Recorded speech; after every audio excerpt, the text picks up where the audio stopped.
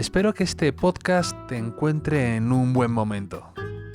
Frente al mar, al sol, tomando una copa en una terraza, en la piscina o en el coche, camino de un apetecible destino. O trabajando delante del ordenador y levantando este país como las hormigas que somos mientras las cigarras holgazanean al sol. Ya nos veremos en otoño. Sea donde sea y estés donde estés, me alegra que hayas elegido el Hotel Jorge Juan para pasar un rato agradable y evadirte un rato conmigo.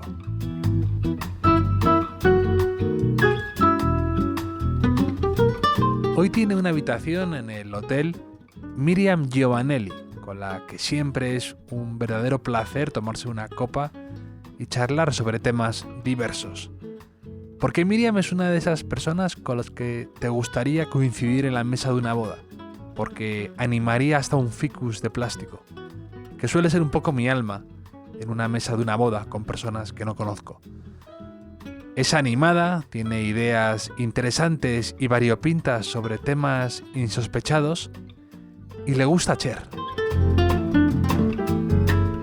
Así que nos vamos a tomar un Seagram's tónica de aperitivo veraniego con ella, algo que nos transporte momentáneamente a un bar con terraza en Roma, y charlaremos con Miriam sobre esos temas insospechados, sobre arte, chicholina, perfumes, el arte de amargarse la vida, sobre libros, sobre Roma, por supuesto, y sobre otras muchas manías. Y de Cher, por supuesto. Y de Cher. ¿Cómo estás, Miriam? Muy nerviosa. ¿Muy nerviosa? Sí. ¿Por qué? ¿Porque esos nervios a qué se deben? Pues no lo sé, al nivel de los entrevistados, la verdad. No, hombre. He visto que pasa por aquí gente muy guay. ¿Quién te ha gustado de los que han pasado? ¿Qué te parece interesante? Pues hombre, me parece que hay escritores muy interesantes. Luego, por supuesto, el motivo por el que estoy aquí, que además de venir feliz a que me entrevistes, es porque Diego Martín, claro, amigo de los dos, me dijo que me ibas a escribir y que era un sí rotundo. Así que le hice caso y aquí estoy, aunque un poco nerviosa. Un poco arrepentida incluso, ¿no? No, arrepentida no, nerviosa. Pero te dije que hiciste una cosa para Vogue, que son compañeros, y te quedó fenomenal, muy resuelta, muy divertida. Además, creo que siempre los actores y profesores, no sé por qué, se les da muy bien los podcasts. Ya es algo que tengo aprendido. Actores y profesores. Sí, y te voy a explicar por qué. Porque es gente que está muy acostumbrada a hablar en público y tiene mucha facilidad para ello. Por ejemplo, alguien que se dedica a escribir está acostumbrado a comerse la cabeza y luego cuando tiene que hablar en público, en su cabeza es espectacular, pero luego le cuesta tener esa capacidad de oratoria. ¿Y qué profesores han venido aquí? ¿Profesores pues de qué? Han venido, por ejemplo, Gonzalo Gómez Bengoechea, que es profesor de economía. Ha venido Elvis Santos, que da clase de temas relacionados con la publicidad. Él tiene una agencia de publicidad y da clases sobre eso. Entonces, se nota un montón ese tipo de personas que está acostumbrado a estar en una tarima o a hablar en público y sabe cómo, para empezar, no aburrir, que es muy importante en la vida. No aburrir, o sea, cómo logran captar la atención de su audiencia. Y luego es gente que... creo que esto está yendo súper en contra de mi entrevista. ¿Por qué? Porque era no aburrir. No, al revés. Y los saber actores... hablar. Claro, los actores, pero todavía no sabes cómo soy yo. No, pero los actores sois muy buenos porque para empezar, habláis mejor que la media y eso se nota enseguida. Yo, que estoy dando clase de oratoria, para mejorar esas cosas en las que fallo, ya me fijo muchísimo y tenéis esa vocalización mucho más trabajada, mucho más... No tenéis tanto miedo al ridículo, pues estáis más... Claro, pues somos actores, ¿no? A lo mejor fingimos no tenerlo, pero lo tenemos. Bueno, esa sería la segunda derivada, claro. Efectivamente. ¿Cómo llevas tú, por ejemplo, el tema de trabajar en series, en películas? ¿Te sigues... Pues yo siempre lo pienso, ¿no? ¿Cómo lo debe procesar eso un actor? ¿Te sigues poniendo muy nerviosa con estas cosas? Esto se lo preguntaste a Diego Martín. Y te voy a responder como él. No. ¿Me sigo poniendo nerviosa? Bueno, yo es verdad que hasta que no he grabado lo suficiente como para pensar que despedirme es más caro que supone volver a rodar todo, ¿no? Ahí ya estoy súper tranquila. Buena actitud vital esa, ¿eh? Sí, yo hasta que no llevo... Claro, digo, esto ya es carísimo echarme. Esto sigue adelante conmigo. Segundo conmigo. Me pongo... bueno, yo, o sea, claro, me pongo nerviosa de otra manera, ¿no? A lo mejor antes me ponía más nerviosa de cara a unas cosas y ahora pues de cara a otras. Que el personaje funcione y todo eso me preocupa más porque, claro, he hecho personajes que no han funcionado. Entonces soy más consciente de que a veces uno toma decisiones que no... que a lo mejor no han funcionado para mí, ¿sabes? O sea, que después las veo y digo, uy, pues me hubiese gustado hacer esto o aquello. Pero es verdad que también pienso, es que esto lo digo ahora con esta experiencia que he vivido personal, ¿no? A lo mejor ni siquiera profesional. Y entonces por eso pienso que este personaje tenía que haber hecho esto. Pero claro, si el personaje de repente lo rodé cuando tenía 18 años, pues... Que eso me el background que había era el de los 18 años. Ahora con 32, ¿interpretaría ese personaje de otra forma? Pues seguramente, pero no tendría sentido. Eso me encanta, el momento en el que tenéis que aceptar o no un papel, un personaje. Y otro día que hablaba en un podcast sobre el fracaso o el éxito, ¿no? De cómo a veces es un sentimiento incluso tramposo. Pero me parece muy interesante eso de cómo te acercas a ese personaje y piensas, no sé si me encaja o no, ese momento de aceptarlo o no. Me parece muy bonito tomar esa decisión y lo importante a veces que es, ¿no? Y cómo te puede a veces cambiar la carrera de un lado a otro, ¿no? Sí, bueno, yo sí que creo que los personajes no solo tienen que ver con mi trabajo, tienen que ver con el trabajo de todo el equipo, ¿no? Al final, una caracterización, o sea, Patricia de Velvet solo conmigo no sería Patricia de Velvet, ¿no? Tiene que ver con ese pelo platino, tiene que ver con esos vestidos. O sea, al final, un personaje lo crean muchas personas. Y el éxito es de toda esa gente que lo crea. Luego yo creo que los fracasos yo los mido conmigo, no los mido o sea, porque al final un personaje puede gustar mucho a unos y muy poco a otros. O sea, no es tanto que lo mida con la opinión externa, sino con la mía propia, ¿no? Hay cosas que digo, oye, esto me hubiese gustado más hacerlo de esta manera, pero ya te digo que son cosas que pienso a posteriori, habiendo pasado, a lo mejor es que desde que haces una película hasta que se estrena, a lo mejor ha pasado 1 año y medio. Claro. Entonces, claro, en 1 año y medio te pasan muchas cosas que de repente dices, uy, pues hubiese cambiado esto, pero claro, es que en ese momento no te había pasado eso que te hace ahora hacer ese cambio de pensamiento, ¿no? El otro día decías una cosa que me pareció... Ay, Dios mío, ¿qué he dicho? También... No, que me gustó mucho. Me pareció muy... Me hizo pensar, además. Eso me gusta, ¿no? Cuando te encuentras con alguna frase o una cosa que alguien dice y dices, ah, mira, qué curioso. Hablando de una frase que me encantó, que es el coleccionismo hace hogar, decías. Y que habías renunciado a mucho tema de cosas que coleccionabas por el espacio y por las mudanzas, lo cual tiene bastante sentido. Pero luego hablabas de que lo que sí que coleccionas son perfumes, ¿no? Colonias y demás.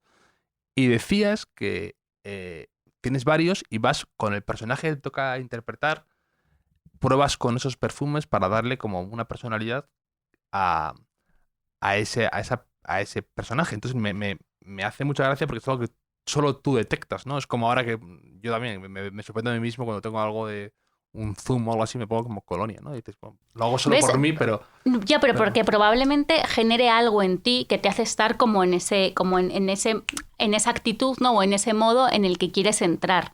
Es verdad que para mí los olores son muy importantes.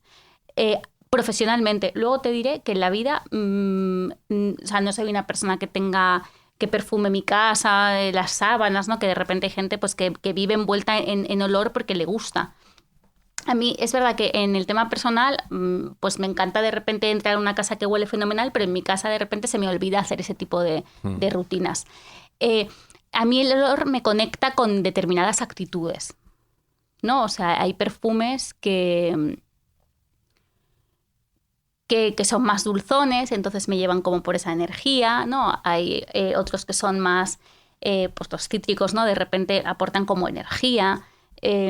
Entonces, a mí me van muy bien para empezar a trabajar personajes o una vez que tengo el personaje trabajado, conectar con él rápido. Entrar en ese modo, ¿no? Pues eso, lo que tú haces, pues te echas un perfume porque entras automáticamente en, venga, estoy trabajando. Porque muchas veces ocurre que con las esperas, que entras, ruedas un poquito, sales, vuelves a entrar. Entonces ocurre que muchas veces pues eso, estás conectando y desconectando. Entonces a mí personalmente el perfume me hace como, venga, a trabajar, me echo y es quizá más un momento que dedico a concentrarme, ¿no? Quizá más que a lo mejor el propio olor. Y por ejemplo, ¿qué personajes conectas con algunos olores, por ejemplo? Todos. La Chicholina, por ejemplo, que... Pues Chicholina yo la veo súper afrutada. ¿No? ¿A que lo ves un poco tú también? Sí. ¿A que te ha dado así como... Sí. ¿No? Sí, totalmente. Un poco tutti frutti, ¿no? Un poco así como una afrutada, ¿no? Así como comestible. Sí. ¿Te puedes dedicar a esto, la gente que describe los perfumes en las etiquetas? Hombre, a tanto no sé, pero sí. Y es verdad que también cuando veo a determinadas personas también me imagino... ¿A qué huelen? Sí, o que les pega, pero también me pasa con los nombres. Sí. Pues si te parece, vamos a pasar al cuestionario Proust a ver cómo te desenvuelves. ¿Cuál es tu idea de felicidad perfecta? Pues yo creo que encontrar el equilibrio entre lo personal y lo profesional y agilizar las decepciones. Agilizar las decepciones, ¿eh? Parece una buena frase esa, me gusta. ¿A qué te refieres exactamente con eso, por ejemplo? Pues dentro de encontrar el equilibrio en lo profesional y lo personal, muchas veces ocurre que las cosas no salen como uno quiere. Entonces, cuando las cosas no salen como uno quiere, pienso que hay que saber agilizar esa decepción. Me gusta mucho No eso, quedarte ahí atrapado. Sí. Y que eso genere un desequilibrio, ¿no? Porque muchas veces cuando algo no va bien en lo personal te lo llevas al trabajo, entonces el trabajo también se ve afectado o viceversa. Entonces yo creo que agilizar las decepciones es importante para intentar estar siempre surfeando en ese equilibrio. ¿Y tú eres alguien ágil con las decepciones o es algo que te quieres forzar a ello? Es algo que he trabajado y que he conseguido ser bastante ágil. A mí me ocurre un poco eso, que yo no soy nada ágil con las decepciones. Es verdad, que me quedo un poco... efectivamente, como tú has descrito muy bien, atrapado o lamentándote o muy pensando demasiado en ellas, ¿no? En qué hubiera pasado si hubiera hecho esto. Querer cambiar lo que no puedes cambiar, que es la mayor trampa en la que caemos, que es tontísima, sí. Pero me ocurre muy a menudo. Pues eso hay que cambiarlo, porque es... O sea, yo creo que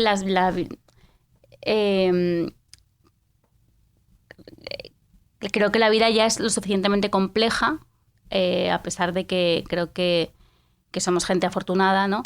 Pero creo que es lo suficientemente compleja como para que quedarte atrapado sea un obstáculo absolutamente innecesario, los obstáculos que ya de por sí tienes que saltar, ¿no? Que es, pues eso, trabajar, las relaciones personales, sacarlas adelante, no lo sé. O sea, creo que sí es importante agilizar las decepciones. Sí, pero a veces yo lo pienso, ¿no? Me acuerdo de mí mismo de pensar, en la universidad de pensar, yo en el colegio habría hecho esto, habría dicho a este profesor tal cosa, y luego... ¿En serio, O sea, hasta ya una cosa... No, pero cuando luego estaba trabajando pensaba eso de la universidad, ¿no? Como que siempre a toro pasado, ¿no? Siempre el querer cambiar o el querer enmendar el pasado inmediato, ¿no? Lo que justo acabas de abandonar y pensar que de otra forma hubiera sido diferente. Pues te voy a recomendar un libro que es El arte de amargarse la vida. Pues por supuesto. Podría escribir yo la segunda parte. De Paul Václavic. Y es muy interesante porque habla cómo... Es un libro que el mismo autor dice que se puede leer medio en broma, medio en serio. Porque al final leyéndolo te das cuenta de que sigues un montón de patrones que lo que llevan es amargarte la vida. Entonces esto es un manual para amargarte la vida. Y lo increíble es eso, que dices, wow, esto lo hago todo el tiempo. Y esto también, y eso también. Cómo nos saboteamos, ¿no? Y una de las pautas que da, uno de los pasos a seguir para amargarse la vida es vivir en el pasado. O sea, vivir pensando que aquello, cómo hubiese afectado al presente, que lo hubieses cambiado. Claro. Y otra cosa que me pareció muy interesante es que está muy relacionado con la frustración, que yo creo que también es un tema, que es... este capítulo empezaba con algo así, como un borracho que está buscando algo en un sitio concreto. Y entonces aparece un policía y le dice, oye, ¿qué está pasando? No, que es que he perdido las llaves de casa y las estoy buscando. Entonces se ponen los dos a buscar en ese espacio. Entonces ya llega un momento que le dice, pero a ver, ¿está usted seguro de que las ha perdido aquí? Y le dice, no, las he perdido en otro sitio. Y de lo que te habla es eso, que muchas veces por miedo a lo que te puedas encontrar en otro sitio, que puede ser no encontrar las llaves y asumir eso también, terminas en el mismo sitio, que es peor que asumir que no las encuentras y tomar decisiones, ¿no? Estar en la acción. Sí. Pues lo voy a poner en las notas del podcast y me voy a hacer con él porque me parece un título de esos interesantes. ¿Cuál es tu mayor miedo? Pues mi mayor miedo, pues hombre, ahora que tengo hijos, ¿no? Pues que les pase algo a mis hijos. Un rasgo que no te guste y que deplores, que es una palabra un poco fuerte, de ti misma. O sea, que un rasgo que quieras... Pues, mira, yo las cosas mías que no me gustan, las trabajo siempre. Yo soy una persona que me gusta estar en la acción, ¿no? Y no me gusta estar en el mismo sitio diciendo, ¿por qué me vuelve a pasar esto? O sea, intento que cuando las cosas tienen que ver conmigo, cambiar esas actitudes. Lo que es difícil a veces es detectarlas, ¿no? Porque en ti mismo a veces cuesta, porque tú lo das por algo natural, ¿no? Y a veces entiendo que debe costar hacer el ejercicio o que te lo diga alguien o tú tomar perspectiva para ver eso en ti, ¿no? A ver, yo creo que lo fundamental es tener autocrítica. Si no, y luego también hay que encontrar el equilibrio en la autocrítica, porque muchas veces convertimos la autocrítica en fustigarnos, ¿no? Y eso también nos lleva a lugares horribles, que eso sí que, por ejemplo, es una de las cosas que he cambiado, que podía haber sido un rasgo que no me gustaba de mí y que he cambiado, que yo muchas veces el nivel de autocrítica y el nivel de autoexigencia me llevaba a no solucionar las cosas y a estar fatal. Ya. En este momento, en lo que me gustaría mejorar es que en mis enfados. ¿Eres de mecha corta? No, pero es verdad que cuando me enfado, me enfado mucho. O sea, pierdo la razón, ¿sabes? No sé gestionar el enfado. Ya, a mí también me puede pasar eso, un poco, no me atrevo a decirlo ira, ¿no? Pero que cuando dejas llevar un poco el enfado se transforma en un poco en eso, en la sinrazón, en que te domina el enfado más que la cuestión en sí. A veces me ocurre, ¿no? El acto de enfadarte te posee más que el hecho en sí por el cual te has podido enfadar. Bueno, a mí lo que me pasa es que yo soy una persona con muchísima paciencia, muchísima paciencia. Y creo que es una virtud, pero también creo que al final, para mí la paciencia está muy asociada a aguantar, cuando en realidad estaría genial que la paciencia fuese un mecanismo desde el que hablas las cosas. El problema es que cuando a mí se me agota la paciencia, ya he perdido la capacidad de usarlo como mecanismo para la comunicación. Entonces ya comunico desde un lugar en el que no me expreso con la misma claridad y lucidez con la que me expresaría desde esos minutos previos, ¿no? Horas previas, días previos, meses previos. Yo a veces envidio, cuando veo en alguna película o algo así, a alguien que le han dicho una barbaridad o que está muy enfadado y cómo domina, no se deja llevar por la situación. Esa paciencia, ¿no? Ese contar a veces hasta 3.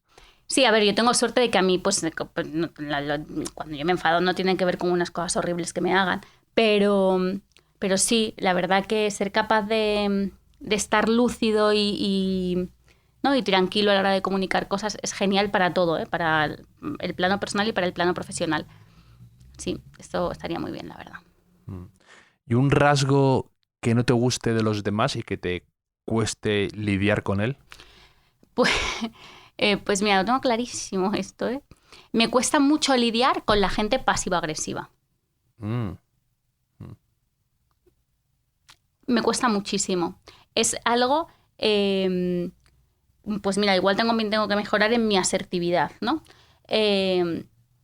me cuesta muchísimo. O sea, yo entiendo la comunicación, entiendo que si te pasa algo me lo digas, entiendo que lo hablemos, que si te tengo que pedir perdón te lo pida, pero cuando dejas caer cosas, pero no eres claro y entonces uno te dice la cosa y entonces no, Sí. me cuesta muchísimo. Y es verdad que analizo a mi entorno y no tengo ese tipo de perfil entre mis amigos porque me cuesta mucho relacionarme, que es mi problema, que no tiene que ver con el otro, pero no sé gestionar ese tipo de carácter. Hombre, a mí la gente pasivo-agresiva también me resulta muy complicada. Para empezar, porque es lo contrario a lo que a veces nos han enseñado, ¿no? Oye, muestra tus sentimientos, dilos y ya está. No estar jugando al gato y al ratón a ver qué es lo que le sucede a esta persona, o por qué me trata así de vez en cuando, porque en el fondo es un poco eso, ¿no? Hacerte sentirte mal sin decírtelo. Entonces, jugar a eso... Claro, también es verdad que como te comentaba antes, yo soy una persona que le gusta estar en la acción. Entonces, a mí hay que resolver, resolvemos. ¿Hay qué tal? Pues venga. Entonces... Me gusta el modo que dispone Miriam. No lo habéis visto, sí. Pero realmente modo acción es como... Claro, es modo acción, Sí, es modo hacer las cosas. Entonces, cuando no se me da esa posibilidad, me siento atascada y es precisamente de lo que intento huir en mi vida, ¿no? De estar atascada mucho tiempo en una cosa. No ayuda a agilizar, ¿no? La decepción que yo pueda haber generado. O sea, que pues, probablemente si hay una persona molesta, pues yo tenga algo que ver. Pero no poder solucionarlo me lleva a un sitio en el que no estoy cómoda. Una persona viva a la que admires. Cher. Cher. La tienes en el fondo de pantalla, además. Sí, Cher. ¿Y esta historia con Cher? Cuéntame. Pues la verdad que no lo sé. Y me encantaría responderte cosas como... A ver, tengo amigas a las que admiro muchísimo, ¿eh? O sea, si a mí me dices, ¿con quién te irías a cenar? Pues probablemente pues, con cualquiera de mis amigas. Con María Escoté me iría a cenar todos los días de mi vida. Con Irabe, con mis amigas. Son las mujeres con las que quiero compartir todas las horas de ocio, ¿no? Pero sí que es cierto que una persona a la que admiro muchísimo es Cher. Me encanta. También me gusta... ¿Desde pequeña o Desde muy pequeña, sí. Ah, uh-huh. Sí, ¿Y la tienes asociada a algún también momento? me encanta Dolly Parton, ¿eh? Pero Cher la primera. Cher, Dolly Parton y Peggy Chicholina. Guggenheim. Hay aquí un patrón, Sí. un hilo invisible entre... Hay silicona. No.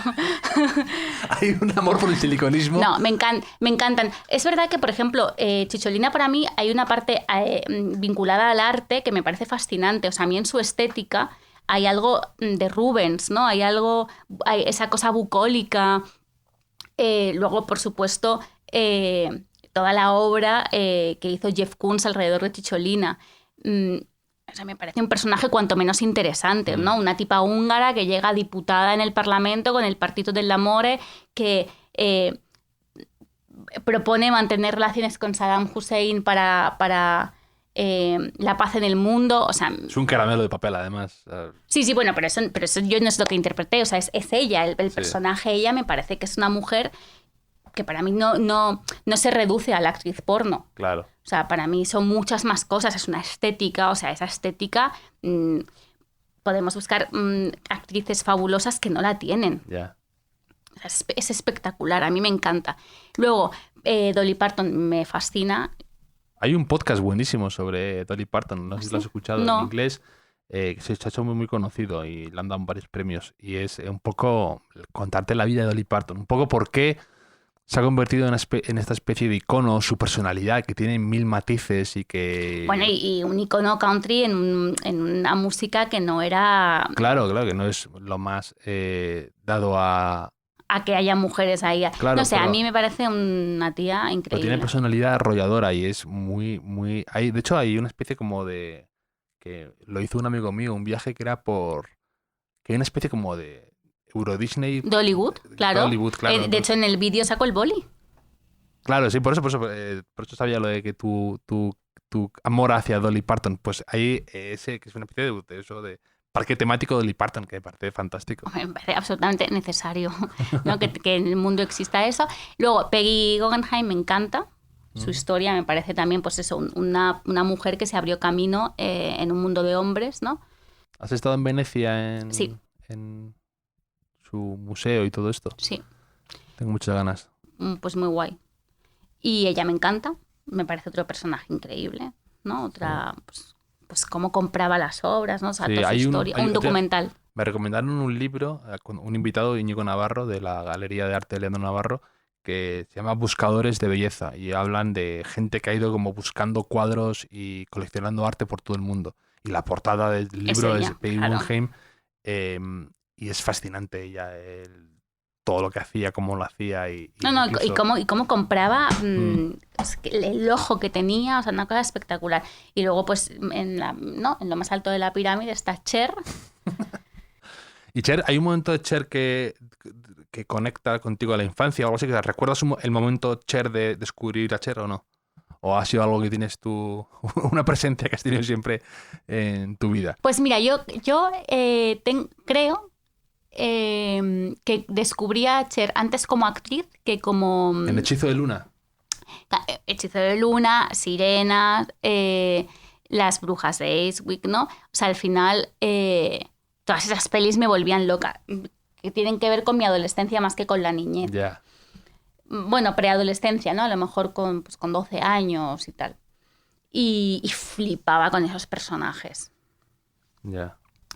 Y después ya, claro, en cuanto empezó mi búsqueda de Cher, claro, llegué a su música y ya terminé de explotarme la cabeza. Después me vi todo su show, que también me parece increíble, esas actuaciones en directo increíbles, ¿no? Que de repente luego compartía escenario con gente también fascinante. Entonces, eso me hacía que me explotase la cabeza. Totalmente. Cher, que siempre me ha parecido de una edad indeterminada, ¿no? Siempre la veía y decía, no sé, o sea, no me puedo creer que esta mujer tenga esta edad. Siempre me ha parecido desde pequeño. De leer, de decir... Madre. Bueno, es que el otro día vi una foto, a raíz de lo de Jennifer López, que tiene unos 52 años, sí. ¿No? Que te mueres. Vi a Cher con 75 y dije, o sea, qué pasada. Yeah. ¿No? O sea, ese cuerpo con 75 años. Pero sobre todo ese cuerpo que es agilidad. O sea, no, lo que ese cuerpo responde, lo guay que es envejecer así, ¿no? Envejecer con un cuerpo que imagino que envejece también, pero que te permite seguir haciendo exactamente la vida que quieres hacer, ¿no? Que no es una barrera. Y esos 75 años son espectaculares. También tengo que decir que es que la gente alrededor que tengo con 70 años, los 70 años de ahora, claro, no son los 70 años de mi abuela, son otros 70 años. Eso a mí me tranquiliza, además. Y la gente llega fenomenal, pero claro, la gente llega fenomenal, la gente que se cuida, la gente que hace deporte, ¿no? Que come comida de verdad, ¿no? Con nutrientes, y de repente pues ves a estas mujeres que han llegado a esas edades, pues eso, pues cuidándose, haciendo ejercicio, sabiendo que el cuerpo es una máquina a la que hay que echarle aceite, ¿no? Y el aceite de esa máquina proviene de... Bueno, es una cosa loquísima, claro. Bueno, también siempre ha sido ya en los 70, ¿no? Y en los 80 con el... Sí, claro, pero es más fácil, ¿no? Cuando eres joven, ¿no? Pero lo guay de estas mujeres es que en ellas ves una constancia. Sí, su ética, ¿no? Con el... Sí, la disciplina, justo lo que hablábamos antes. El rigor y con la alimentación, el cuidado, ¿no? Más allá de todo lo que haya, pues eso, ayudas puntuales de lo que sea, pero lo que tú dices, esa agilidad que es algo que tienen dentro, ¿no? Sí, pero es que muchas veces yo creo que se tiende a pensar que la fórmula para que determinadas personas estén así, que yo creo que además sobre todo se pone el foco en la mujer, yo misma me doy cuenta de que he cometido ese error. O sea, ahora mismo pienso en hombres que tengan 75 años y es que no sé ni cuántos años tienen. No soy tan consciente en el envejecimiento en los hombres, pero sí que es cierto que en las mujeres, que yo creo que se pone el foco, muchas veces tendemos a pensar que están vinculados con cirugías, ¿no? Con tratamientos, con dinero. Siempre se dice eso, ¿no? Con ese dinero, ¿no? Y decían, ¿no? Con lo de que decías tú de Jennifer López, en redes sociales se decía mucho, ¿no? Con dinero y con un chef personal y tal. No sé yo, Yo tengo gente a mi alrededor que tiene 70 años, que no ha pasado por un quirófano en su vida, que no ha pasado que no tiene entrenador personal, ¿no? Y que no tiene chef en casa y que están igual. O sea, que al final tiene que ver con, pues eso, con estar en la acción, ¿no? En responsabilizarte de determinadas cosas y saber que eso es una disciplina y que o la tienes o no la tienes y que de eso va a depender. ¿Qué te ha parecido esta vuelta de J-Lo y Ben Affleck? Está la gente muy, muy entusiasmada, ¿eh? Me sorprende. Yo creo que hay un tema ahí de nostalgia, ¿no? Era una pareja como de 2002 o 2003 y de repente han vuelto y la gente está recordando cómo era en aquella época y participa de esto. Pero estaba la gente como loca, me ha hecho mucha gracia. Sí, no lo sé. A ver, yo creo que resuena un poco, ¿no? En la idea esta de amor romántico que... Sí, ¿no? De las ascuas que nunca se terminan. Que tenemos, sí, como pensar que luego puedes volver, ¿no? Y que resuena como en esos lugares. Yo es que no volvería con un ex mío ni aunque volviese a nacer, ¿sabes? O sea, elegiría a otro. No, o sea... Entonces, hay que agilizar las decepciones, efectivamente. No, pero sobre todo porque yo tengo ex majísimos, pero que al final, que cuando algo... Me queda un poco de... Hay un pozo de tristeza, ¿no? En eso, en el volver atrás, ese ejercicio que hablábamos, sentir como que no ha avanzado el tiempo, ¿no? Que como que todo es circular. A mí me agobia un poco eso, ¿no? De repente, en este caso, al cabo de casi 20 años, volver y sorprenderte a ti mismo haciendo las mismas cosas o diciendo las mismas cosas con la misma persona, después de haber avanzado, me refiero. Ya, o sea, a mí eso, yo en eso soy bastante benévola conmigo. ¿No? Justo antes hablaba con un taxista que ha venido en taxi y justo me decía, es que a veces siento que si no veo una serie tal, estoy perdiendo el tiempo. ¿No? Yeah. Que es un poco, yo creo que toca en el mismo punto que eso, de volver para atrás, ¿no? De que todo lo que hacemos sea un paso adelante, ¿no? Sea un paso para el conocimiento, sea un paso adelante, sea un paso para... Y yo sí que es cierto que soy bastante benévola con esas cosas, conmigo misma y con, pues a mí no me importa que no avanzar, no me importa si estoy bien. O sea, a mí lo que me interesa es estar bien. Si estoy bien, está todo bien. Pero claro, pues si ellos están felices, pues eso es lo que les tiene que importar a ellos. A mí me ha parecido que ella está espectacular. Eso es lo único que sé. Me parece impresionante. Y hay mucho crítico con Ben Affleck. Para mí Ben Affleck sí me ha parecido un actor, uno, no tan malo, dos, más inteligente de lo que la gente cree. De hecho, bueno, ganó un Oscar escribiendo El Domino Will Hunting con Matt Damon. Siempre le he visto con un perfil para elegir películas a veces interesantes, salvo, bueno, aquello de Batman y demás. Y luego me ha parecido siempre un tipo, pues, con carisma, ¿no? Con esa especie de aura que tienen algunos actores, ¿no? Que me gustan, de un tío con presencia, ¿no? Me pareció siempre y no sé por qué, una época, bueno, sí, atravesó una época un poco oscura, se convirtió en meme con el tema del tatuaje que se hizo de repente, un poco el sad Affleck, ¿no? Como decían, pero siempre me ha parecido un tipo con encanto, la verdad. Ya, yo intento no pensar demasiado en pensar lo que me parece a alguien que no conozco. Porque al final sí que es cierto que creo que cuando estás tan expuesto, pues la gente muchas veces no valora que pueda estar en una mala etapa y que muchas veces probablemente él no querría convertirse en eso, pero se convierte por su exposición, no porque él haya sido partícipe, ¿no? de eso. Entonces, al final, creo que el juicio constante... o sea, a mí una persona que está expuesta al juicio constante ya merece todo mi respeto.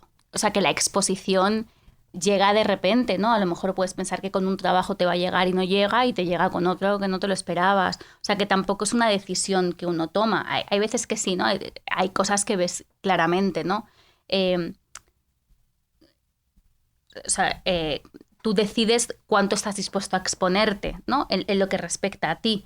Pero luego hay una exposición que no depende de ti, que depende, mira todo esto de, ¿no? El caso de Britney Spears, por ejemplo, ¿no? Todo lo que se está viendo de esos paparazzis que la perseguían y pues que ella a lo mejor estaba con sus hijos en un sitio y es que no podía salir de ahí. Y eso no tiene que ver con ella, ¿no? Ella es, pues a lo mejor su Instagram, ¿no?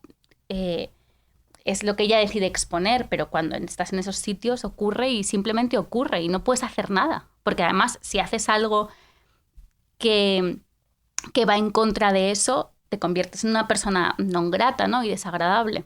Bueno, lo de Britney es una locura, cómo se ha convertido en una persona que es una marioneta en manos de otra gente que vive de ella, que son como rémoras y que además la tienen casi como una persona incapacitada, lo cual No, me la parece tienen, no, dramático. no, Bueno, está, sí, está o sea, legalmente incapaz. que Nada, sus cosa padres pasada. manejan todo. A mí eso me parece terrible siempre de lo. Pues esas historias también de los niños actores que acaban denunciando a su padre porque esa especie de, pues también pasa con el deporte a veces, ¿no? Esa especie de eh, protección o asesoramiento que se convierte de repente y que no sabes, la gente a veces no sabe cuándo da ese paso, ¿no? Se convierte en Bueno, ser chupópteros. claro, o sea, yo creo que hay una diferencia entre la protección y la explotación, ¿no? Y creo Claro, que... pero la gente, a veces, el tema de, no, yo custodio tu dinero, yo tomo tus decisiones por ti, yo te ayudo, yo tal, a veces se convierte en, yo te protejo de los demás. Y al final eso, sin darte cuenta, se convierte en... Sí, pero bueno, creo que eso lo podemos hacer sin necesidad de tener como hija a Britney Spears. O sea, creo que nos puede pasar con nuestros hijos, ¿no? Sí. Que hagamos eso. La diferencia es que, claro, en esos casos sacas provecho y lo alargas hasta el infinito, ¿no? Pero ¿cuánta gente hay que intenta proteger, que hacemos algo pensando en proteger y en realidad pues después somos conscientes de que a lo mejor hubiese sido mejor no hacerlo? Pero bueno, es eso, es estar en el pasado, no es estar como... Sí, sí, sí. ¿Cuál es tu mayor extravagancia? Yo me acabo de ver que tengo una colección de bolsas de estas de tela para parar un camión. Pero no es una decisión. Ya, ocurre. Es síndrome de Diógenes. Simplemente ocurre, ¿no? De repente tengo una bolsa gigante que tiene más bolsas dentro de tela para no usar plástico y de repente ha ocurrido eso. Pero son claro, como matrioscas, ¿no? Bolsas sí, dentro de bolsas, dentro de bolsas. Pero no ha ocurrido como una extravagancia.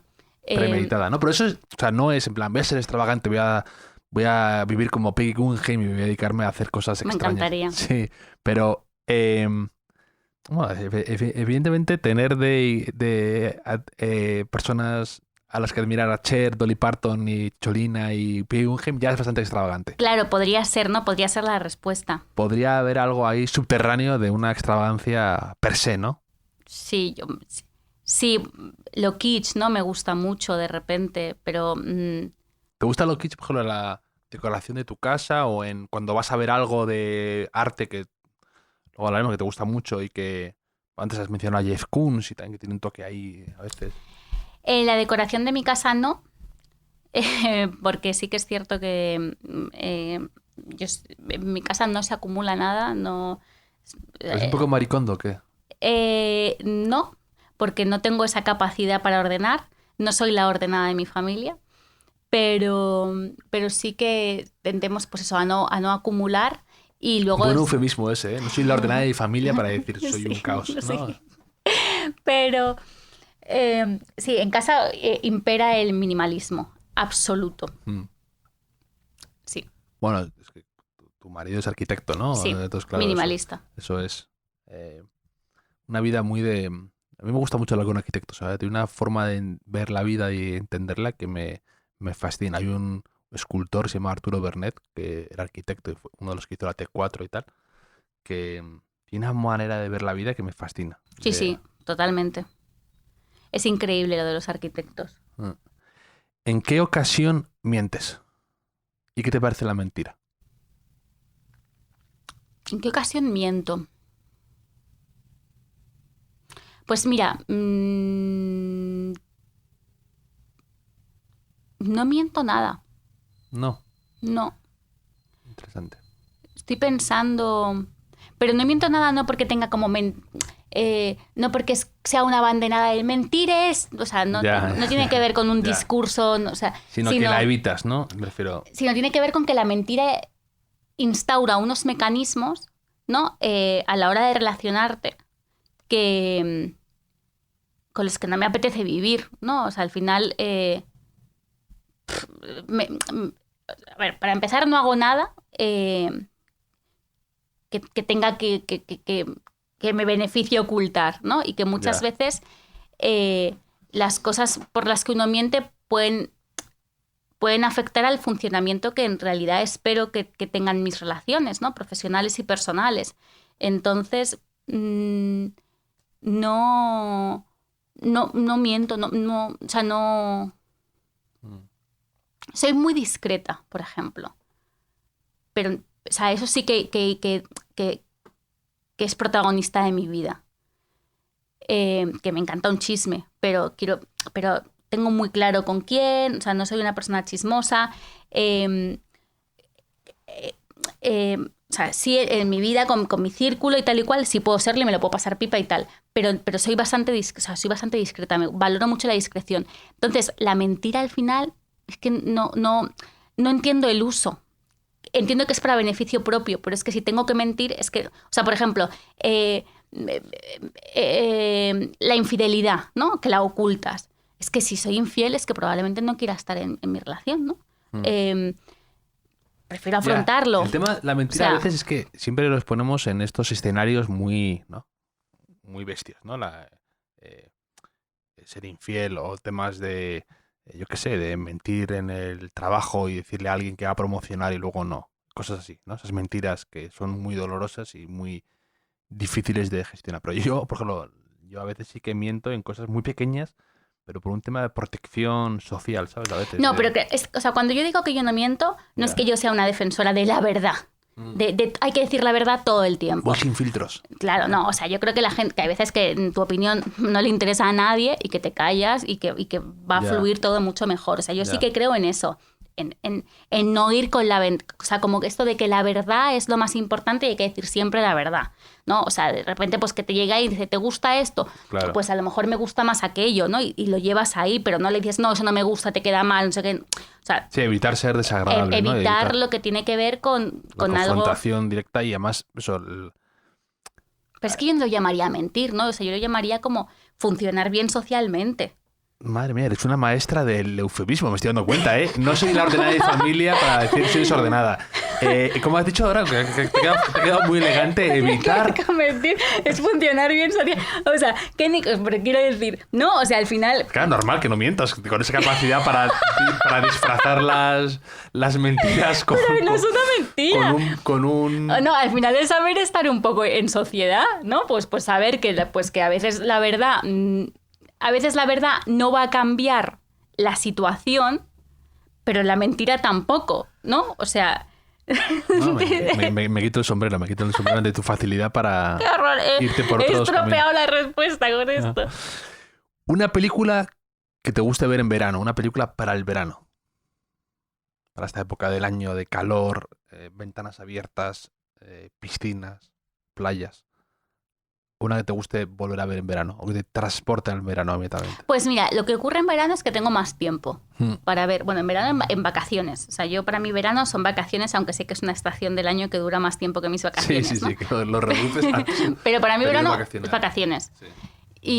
Y claro, lo que ocurre en vacaciones es que tengo más tiempo para revisitar pues películas que me gustan. No necesariamente porque sea el momento... el verano, como que sean películas veraniegas, sino porque tengo más tiempo. Y una película que me encanta y que disfruto mucho es Harold y Maude. No la he visto. Pues es muy guay. ¿De qué va? ¿Perdona? Pues es la relación entre una mujer mayor y un chico muy, muy joven. La película es increíble porque habla de la vida, ¿no? Y de cómo hay gente, pues eso, que se hace la vida fácil. Hay gente que es amable con la vida, ¿no? Y que tiene ganas de vivir a pesar de que su historia no acompañe, ¿no? Esas ganas, ¿no? Que uno piense, con lo que ha pasado, ¿cómo puede tener estas ganas de vivir? Que es esta mujer mayor, ¿no? Que tiene tantas ganas de vivir que no quiere perderse su propia muerte. Esas son sus ganas de vivir, ¿no? O sea, está tan conectada con la vida que dice, yo me quiero morir el día que yo diga. No quiero que esto llegue y me pase. Entonces, se pone una fecha para morir.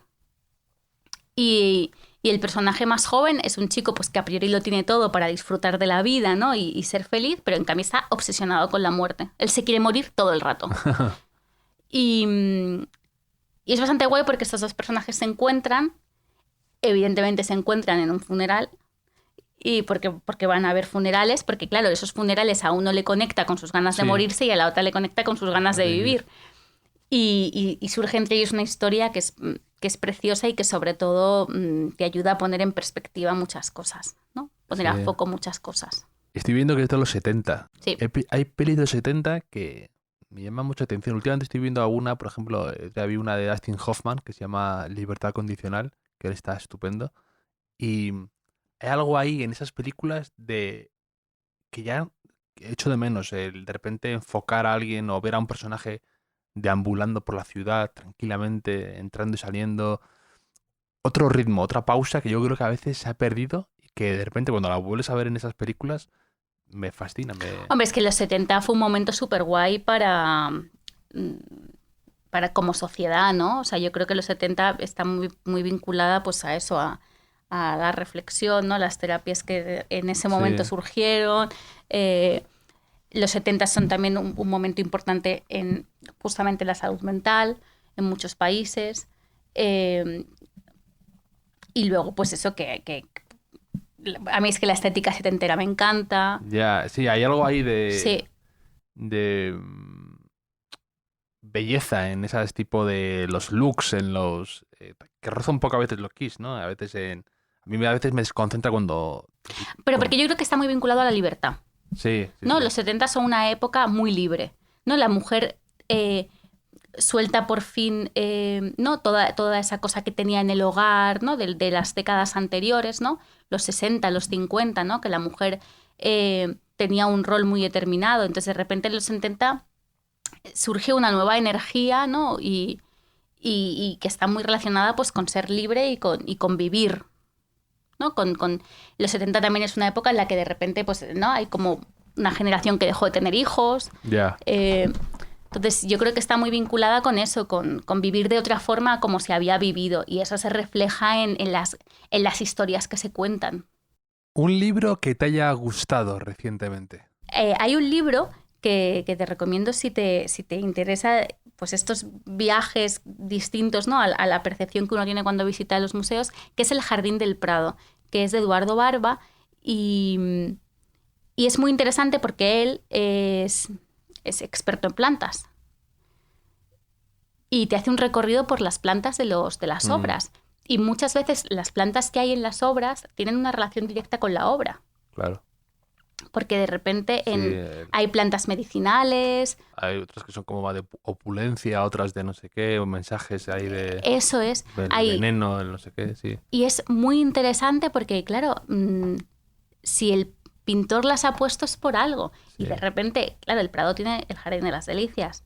Meterte a ver el Jardín de las Delicias con la experiencia de este señor en plantas, alucinas. Sí, qué interesante. Pues a lo mejor le traigo al podcast para que hable de pues esto. Pues sería genial porque desde luego es algo muy interesante y además él también habla en el libro de cómo la jardinería hemos considerado que es un trabajo menor, ¿no? Y en realidad es fundamental. Y una persona que sabe de jardinería es una persona capaz de sobrevivir. Cosa que muchos de nosotros no somos capaces. O sea, a mí que se me mueren hasta los cactus. Ahí me dejas en el retiro y muero en media hora. Claro, o sea, pues es impresionante y es impresionante ver pues esas obras a través de las plantas que también hay y que tienen que ver con la obra, que no están ahí porque quedaban bonitas. Ya. Otra pregunta al cuestionario Proust. El cuestionario me encanta, ¿eh? Esta es personal, ¿eh? Yo dejaría solamente esto en la entrevista, Sí. Me parece mucho más interesante que todo lo que he contado. Fenomenal. Pues las preguntas que me haces me gustan mucho. Un tipo de pasta favorita. Un tipo de pasta favorita. Como italiana de pro que eres. ¿Pero el tipo de pasta? No, no quiero entrar en... Quiero ser concretos con exacto, pasta fresca, el huevo, sin huevo. El plato de pasta que te gusta comer. Pues yo creo que la carbonara. Sí, el día que me apetece pasta me suele apetecer carbonara. Con bacon, ¿no? Bueno, guanciale. Sí, por eso que la gente se vuelve loca cuando le dices bacon. Veo que tú has reaccionado bien, pero ¿Ves? Sí. Ahí está, de decir, no, bueno, es guanciale. Sí, no enfadarte, no dejarte llevar. No, y sobre todo no decir, o una mentira, sí, bacon. Exacto. De repente. Pero peor me parece lo de la nata. Ah, vale, claro, la nata es la otra cuestión que les mata. Mi favorita yo creo es... Yo siempre tengo recuerdo maravilloso en Roma de tomarme varios cacio e pepe, ¿no? Se dice. Sí. Esa me encanta. Es muy sencilla, cacio e pepe, sí. Muy básica, pero me encanta. Y con ajo también me encanta. Un restaurante en Roma favoritísimo. Claro, una trattoria, algo así, un sitio al que vuelve Miriam Giovanelli cuando va a Roma. Pues mira, estaba justo pensando que quería volver a Italia, porque claro, con esto, pues con este año y pico que llevamos, pues ha sido complicado. Y es verdad que el bar del Apache, que era un bar que a mí me encantaba, ha cerrado. Me gusta mucho tomar el aperitivo en el bar del Fico, que está en la Piazza del Fico. Me encantaba el bar de Fico. Es que es genial ese Lo tengo sitio. apuntado, mira, tengo de sitios de Roma que me gustaban, bar de Fico, Felice Testaccio, que es un sitio de pasta que me encantaba, muy bueno cacio y pepe, y la terraza del Piperno, que era un sitio también muy bonito. Pero bar de Fico, de hecho, un amigo mío se casó ahí, hicimos como la preboda por ahí, y me encantó. A mí es que me encanta la energía de ese lugar. También sabes qué pasa, que al final como el aperitivo es que a mí además me gusta ese aperitivo. A las 8 de la tarde, ¿no? Sí, que el aperitivo aquí se hace antes, se hace a la 1. Sí. Pero ese aperitivo... El after work sí, en el bar de Fico tiene una energía especial no, ese y además sitio. es sensación de... sales un momento, habla por teléfono o algo así y ves dónde se rodea y dices, no puedo creer que esté aquí. Es uno de esos sitios que de repente todo verde al lado, la calle. La higuera esa, Sí. que además, claro, la higuera desprende olor en esa plaza. Entonces, al final, a mí me parece, o sea, sí, claro, no he contestado a tu pregunta, pero al final, si yo pienso en un sitio en el que me gustaría estar, ¿no?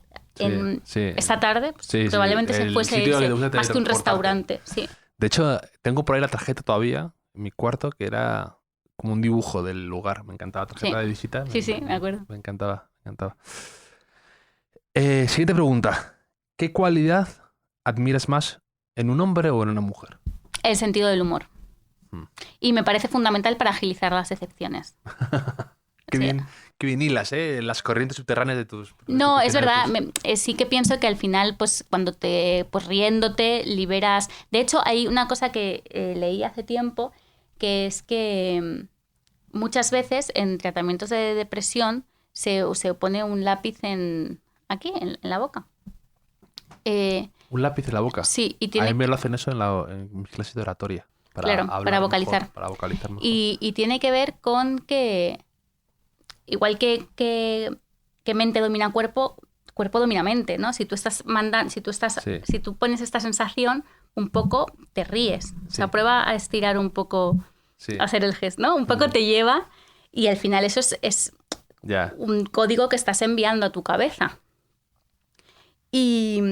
Y a mí me parece que al final el sentido del humor hace que tengas mucha más facilidad, o sea, que el propio cerebro se ponga en un mecanismo que ayuda a agilizar, reírte, ¿no? Si estás en medio de un problema y te estás riendo, es distinto que si estás llorando, ¿no? ¿Cómo evoluciona ese problema dentro de ti? No es lo mismo soltar una carcajada que echarte al suelo. Sí. Eso, por ejemplo, tenía una frase que repito mucho, Nora Ephron, que es la escritora de muchas películas de éxito, ¿no? Escribía y luego dirigía películas como la de Cuando Harry encontró a Sally, de estas comedias románticas. La última antes de morir, la última que hizo creo que fue la de esta que hacía Meryl Streep como de cocinera. Muy buena. Tiene mucho sentido del humor y decía que ella en sus decepciones más grandes de infidelidades y historias de estas, siempre decía la frase esa de algún día todo esto será divertido, ¿no? Como que ella ya veía el humor latente en ese drama. O sea, totalmente. Me encanta esa frase. Algún día todo esto será divertido. Tener la capacidad ya para proyectar y saber ver esa especie de pátina que ella tiene de humor y de ridículo, la situación más pésima en la que te puedas encontrar. Sí, yo a veces cuando me he encontrado en medio de una situación así he pensado, ahora voy a llamar a no sé quién y me voy a partir de risa. O sea, sabía ya que alguien le iba a sacar humor a eso, porque también, claro, tengo muy identificadas, ¿no?, las personas de mi entorno que van a echarle humor al tema rápido. ¿Qué muletillas o expresión o palabra usas con demasiada frecuencia?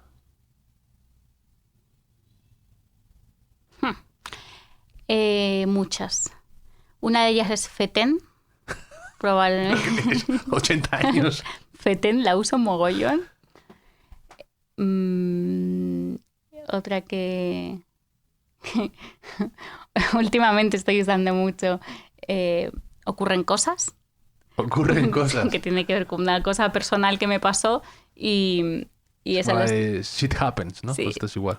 Sí, pero bueno, ocurren cosas como respuesta a todo, ¿no? Como ocurren cosas, que es no decir nada, ¿no?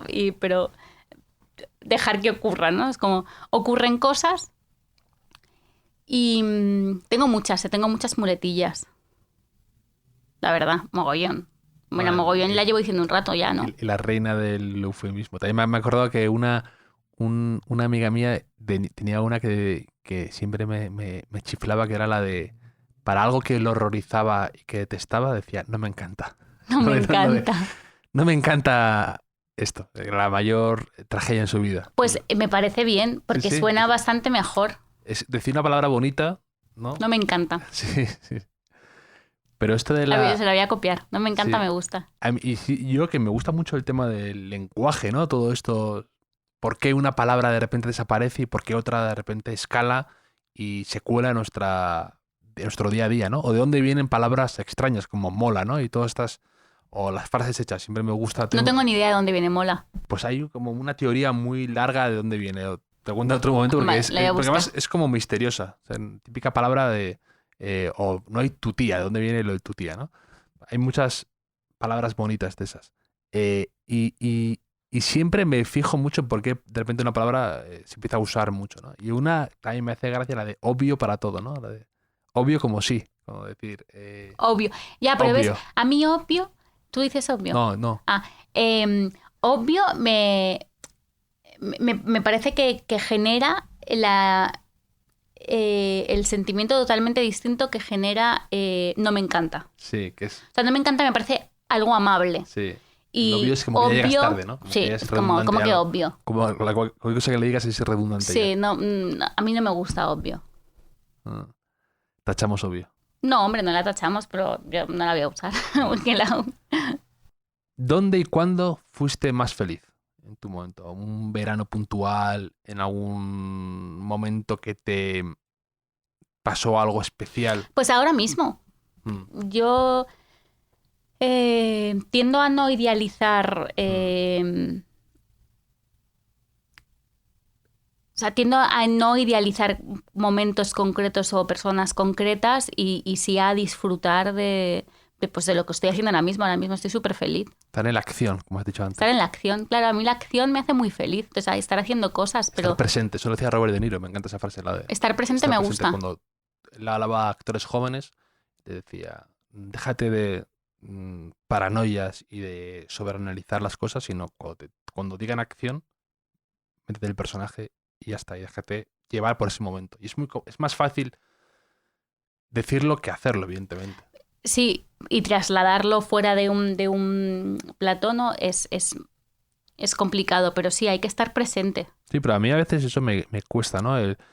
Si estoy en un momento, disfrutar de ese momento de verdad, intentar no estar pensando en lo que acaba de suceder ni lo que va a suceder el día siguiente o lo que tienes que hacer, ¿no? Estar en ese Pero eso es un ejercicio. Es como ver las cosas de forma positiva o negativa, sin ser Mr. Wonderful. O sea, sí. ¿no? Yo creo que hay que hacer un ejercicio que es que decodificamos mucho antes lo negativo que lo positivo, o lo positivo a lo mejor lo dejamos como pues ha pasado, o sea, como que está pasando y no estás siendo consciente de que está siendo positivo. En cambio lo negativo es eso, es lo que te lleva a estar en un bucle inmenso todo el día. En cambio no estás en un bucle inmenso porque te hayas encontrado a Paquito y le hayas saludado, ¿no? Y te ha hecho muchísima ilusión. Estás en un bucle inmenso porque cuando le has saludado has hecho una palabra y no sabes si ahora te has quedado pensando en esa palabra. Le he dicho obvio a Paco. Obvio, y a lo mejor le he sentado mal, ¿no? ¿Por qué le he dicho eso?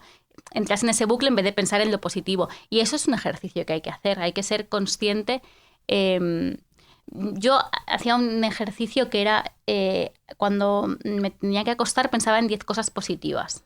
¿10 cosas? Que habían pasado a lo largo del día. ¿Las escribías o no? No. Tampoco. Pensarlas. Tampoco. Quiero decir, o sea, coger una libreta. No, o sea, y es verdad que al principio me costaba muchísimo. O sea, al principio ya eran cosas como, no he pisado una mierda. O sea, no, era como, es que no me salían cosas. Ya. Y al final llega un momento en el que te das cuenta que sacas las 10 en un minuto.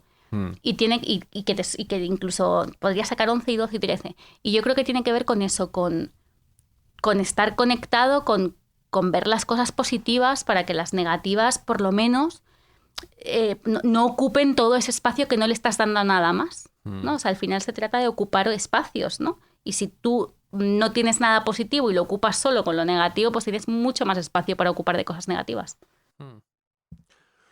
Un punto de inflexión en tu vida, ese momento en el que tú dijiste, te puedo dedicar a profesionalmente a ser actriz. Eso no ha llegado.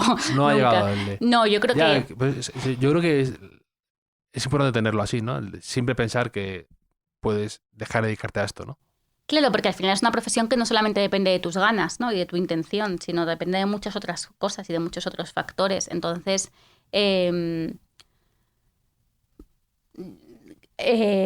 hay muchas cosas en mi vida que no doy por descontadas, algunas de forma... algunas porque he tomado la decisión de no darlas por descontadas y vivir sin darlas por descontadas, y otras porque no puedo, porque me lo impide la propia cosa en sí, ¿no? Como en este caso es el trabajo. Pero un punto de inflexión probablemente esté relacionado con todo esto que estamos hablando, pues de agilizar las decepciones, del sentido del humor. Esos para mí han sido los puntos de inflexión que se repiten como punto de inflexión a lo largo de toda mi vida, ¿no? Un punto de inflexión es que cada vez me cuesta menos asumir una decepción, que cada vez tolero mejor la frustración. Eso para mí son los puntos de inflexión, porque además esas cosas siempre sacas al final un aprendizaje. No quiero que todo esto quede como de hay que ser positivo porque me parece un rollo. A mí la gente que está todo el rato sonriendo me aburre. O sea, quiero decir, no me aburre, pero entiéndeme. No te encanta. No me encanta. No, pero que al final creo que no se puede estar todo el rato bien, ¿sabes? Que no se puede estar todo el rato positivo, que no se puede estar todo el rato agilizando la decepción, que no se puede estar todo el rato en esta actitud de ver lo positivo. No, hay días horribles, pero es verdad que hay que intentar tener herramientas para que esos días horribles no se conviertan en meses y en años horribles. Entonces, no quiero hacer mucho hincapié en esta cosa de como todo está bien, no, hay que ser positivo, porque no es verdad. ¿No? Y creo que o no es verdad por lo menos para mí, para otras personas probablemente sí, pero de repente yo veo una saturación de felicidad y de todo va bien, que quizás las redes sociales también son muy responsables, ese tipo de, ¿no? de contenido que se transmite, y es como, no, o sea, no está bien eso, porque alguien que tenga un mal día se va a comparar y va a pensar que nadie tiene malos días, ¿no? La gente los tiene, evidentemente, pues es verdad que no hay que contarlos porque menudo rollo también estar escuchando los problemas de la gente que no conoces, ¿no? Los de tus amigos sí, pero los de otro. Pero sí que creo que sobre todo hay que generar mecanismos que nos ayuden a generar un equilibrio, ¿no? Yo me imagino el espacio como un cerebro en el que tiene que haber de todo. Tiene que haber pues cosas negativas y cosas positivas. Y hay que intentar que la capacidad para almacenar cosas positivas sea mayor que negativas. Sobre todo porque muchas veces esos bucles en los que entramos no tienen nada de constructivo ni de productivo. O sea, son artificiales, además. Eso es. Laberintos que tú te creas. No es objetivo. Un mentor o una mentora que hayas tenido en tu vida profesional, me refiero. Alguien que te haya dado, como antes lo que te decía Robert De Niro, pues, alguien te haya dado un buen consejo que te haya servido para abrirte el camino, para inspirarte incluso. Pues tengo que decir que Roberto Álamo, en Caronte, ha sido un gran compañero y he tenido la suerte de aprender muchísimo a su lado. Me ha enseñado mucho. Muy buen actor, Roberto Álamo. Además, quizá, no sé, a lo mejor es percepción mía, pero como que este éxito le ha venido un poco más, no voy a decir tarde, o sea, siempre ha estado ahí, pero que ahora de repente pues con Sorogoyen, de repente muy presente, con muchas cosas de éxito que ha hecho y transmite mucho Roberto Álamo. O sea, es esa presencia de un actor de estos que me... Es muy buen actor y muy buen compañero, tengo que decir. Hombre, en Caronte he visto algo de, ¿no? De que eso es importante. Yo creo que haya que se traslada esa relación que decís que si os lleváis bien, que se vea en la pantalla. Bueno, desde luego hace que sea que más orgánico, ¿no? Que surja porque ocurre. Pero es verdad que hay personas que no se llevan nada bien, que luego ves una química en pantalla que... Los de Castle, que se odiaban y eran... Y luego fíjate cómo funcionan de bien. Muy bien. Claro, o sea, al final el actor está interpretando, ¿no? Y si es un buen actor, pues es capaz de interpretar pues que se lleva bien con alguien que se lleva mal. También lo decían en Hugh Grant y Julia Roberts y Notting Hill, fíjate, siento a lo mejor se Se te ha caído un mito, pero decían que se llevaban muy mal Hugh Grant y Julia Roberts. ¿Y qué mito se me ha caído? ¿El de Julia o el de Hugh? No, ¿O el de la peli o el de Notting? El de esos dos, de decir...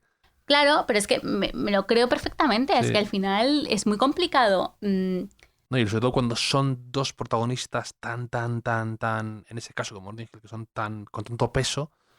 Claro, pero es que además yo ahora mismo estoy pensando en películas y la verdad es que me surgen más parejas, que no hablo de parejas hombre-mujer, sino parejas, ¿no? En las películas que tienen más vinculadas a compañeros, ¿no? A compañerismo o a relación afectiva y tal, que a cosas negativas. O sea, estoy pensando como, al final, pues a lo mejor las de superhéroes sí que veo como dos personas que funcionaría que se llevasen mal porque al final es uno contra otro. Pero sí que es cierto que la mayoría de películas así que tengo en mente que me van surgiendo tienen que ver pues con llevarte bien. Claro. Es imposible. O sea, es imposible que una persona que hace 300 películas en su carrera se haya llevado bien con 300 compañeros. No, está claro, y que luego hay que ser profesional, pero llevarte mal, que es el paso más allá, ¿no? Llevarte mal. O sea, no ser profesional, es decir, cuando las cosas, cada uno luego tiene su vida, y actuar, pues actúas y fin. Y la química puede surgir, ¿no? Eso de la química puede surgir porque hay gente que es su trabajo y lo hace muy bien. Pues también decían, creo que era, no sé si era Humphrey Bogart con Audrey Hepburn, también se llevó mal en un momento dado. Pero llevarte mal, me parece como ese paso... Claro, pero es que llevarte mal es que realmente horrible, ha pasado algo, ¿eh? No, y sobre todo, claro, que tantas horas, tanto trabajo, tanta repetición, tanto tal, te puedes acabar volviendo tarumba, supongo. Porque no es una cosa tan común. Claro, o sea, yo sí que entiendo más lo de que ir al trabajo a trabajar y punto, ¿no? Y no hacer amigos. Pero el mundo de actores... Pero llevar... Claro. Hombre, pero al final el mundo de actores no estás solamente con esa persona. Te puedes meter a tu camerino o ponerte una silla ahí en el exterior o sea, no es necesario. Yo creo que cuando te llevas mal es porque ha pasado algo. O sea, has discutido por algo, ¿no? En algún, no lo sé, Sí. Porque si vas a trabajar y te vuelves a casa, no te llevas mal. Sí. Te puede caer mejor o peor, ¿no? Pero llevarte mal. Sí. Y Roberto Álamo, la verdad es que tiene ese perfil como de mentor, ¿verdad? Aparte que alguien que te va a dar un consejo muy serio de la vida, con esa voz grave que tiene. Roberto es increíble. Es una persona increíble, es un compañero increíble. Diego Guardi también me habla muy bien de él porque claro, coincidieron en días de fútbol también y siempre me habla muy bien de él. Tío, muy generoso, es muy guay, la verdad, Roberto. Pues sí, para mí sería esa persona. ¿Dónde te gustaría vivir? Pues donde vivo. Sí. ¿Y alguna de esto que alguna vez se te ha cruzado el cable, ¿no? De viajar y decir, me gustaría vivir aquí una temporadita, ¿no? Bueno, a mí Madrid me encanta, tengo que decir. Sí. Madrid me parece una ciudad increíble. Me parece que tiene el turismo justo. Que de hecho, según en qué barrio estés, ni siquiera ves el turismo, ¿no? Que no es que de repente hay ciudades que llega el verano y se transforman en ciudades Venecia, turísticas, por ejemplo, Venecia. Entonces, Madrid me encanta. Madrid me parece que tiene una calidad de vida fabulosa. Me parece que es una ciudad que te exige lo mismo que te ofrece. Es una ciudad muy cómoda. Yo voy andando a todas partes. Quiero ir a un museo. Claro, ahora es verdad que con el tema del protocolo COVID requiere un poquito de anticipación, ¿no? Eso es. Y eso es lo llevo peor, porque como ya te he dicho, no soy la ordenada de mi aparte familia. luego, por ejemplo, en el tema de los museos, lo bonito es precisamente eso, ¿no? El pasar, improvisar, el pasar por ahí, el dejarte caer. Entonces, antes de todo esto, que es verdad que yo creo que la pandemia sí me ha llevado a pensar, wow, ¿qué hago en Madrid? Me apetece irme a la montaña a vivir, ¿no? Pero cuando Madrid funciona como funcionaba antes, pues eso es una ciudad accesible porque puedes llegar a todas partes andando. Pues tienen pues una oferta cultural increíble. Tiene pues parques, Claro, cuando ya nos cerraron los parques yo casi me muero, porque luego te das cuenta de que Madrid es asfalto puro. Sí, a mí hubo un momento que coincidimos el confinamiento con en octubre, el cambio de hora, el cambio el toque de queda otra vez, y luego coincidió con Filomena y me cerraron el retiro 3 meses o 2 meses, y a mí se me estaba haciendo todo mucha bola. No, yo lo que sí que siento ahora es que tengo una necesidad de salir de Madrid. Yo disfruto mucho Madrid cuando salgo de ella. Creo que esto podría ser... o sea, volver a Madrid me encanta. Ya. La sensación de volver a... De volver y meterme en esa energía, ¿no? Y en esta cosa de hacer. Pero sea, la gente, me envidio mucho a la gente, ¿no? Que a lo mejor tiene una casita en el Valle del Tietar y se va ahí unos días. Sí. Tu posesión más preciada. Algo que tengas, no puedes decir el caniche que tienes en el bolso. Mi posesión, Ni el boli de Dolly Parton tampoco. mi posesión más preciada.